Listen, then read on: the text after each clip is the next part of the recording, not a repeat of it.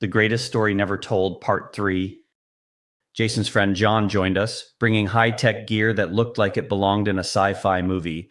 Radar scanners, frequency meters, coils, and alien-looking transceivers. We roped off a 20x 20-foot patch of desert. I was guided to draw something into the dirt, a symbol that had haunted me for years, the trilon. We said a blessing and then rescanned the area. What we found was wild. The entire underground signature had changed. The cavities, the field composition, the depth, the shape. It was like the land had moved under our feet, as if it had responded to our presence or to the drawing itself. That was the moment I realized we weren't just exploring, we were co-creating with the Earth. Later, we returned to Temple Mount with a new mission, to release what we had come to understand was a trapped consciousness grid. It was childlike, luminous, playful. We called them the kinder light, a non-physical intelligence that had been held there for a very long time. After the release, we looked at satellite images of the land. The region from above looked like the eye of a whale. Moby Dick, the white whale. And oddly enough, on the drive there, I had randomly muttered the phrase white witch. It was all connected. The signs were everywhere. Then came the dragons. One night, overlooking Salt Lake City from a mountaintop, I saw something rise out of a building.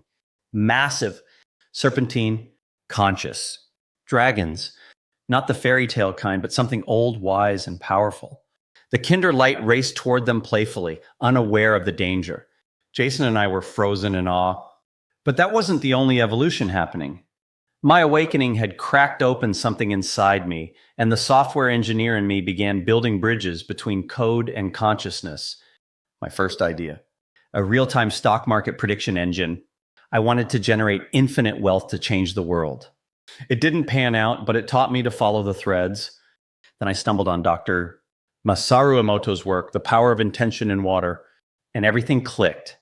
What if intention could program water? What if you didn't need the water to even be physically near you? What if you could send vibrational signatures across time and space using code?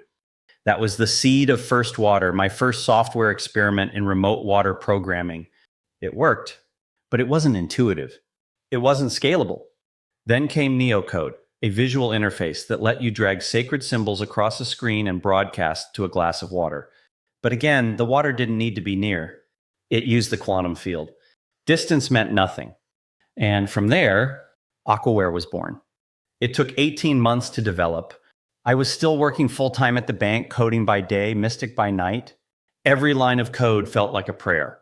Every release was a frequency. Eventually, Aquaware evolved to let people write their own intentions.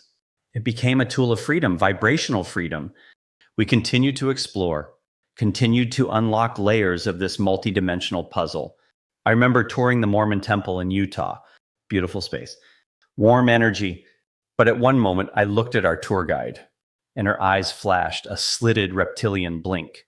Jason saw it too. We didn't speak a word, just left. We knew then the veil was thin, and the game was on.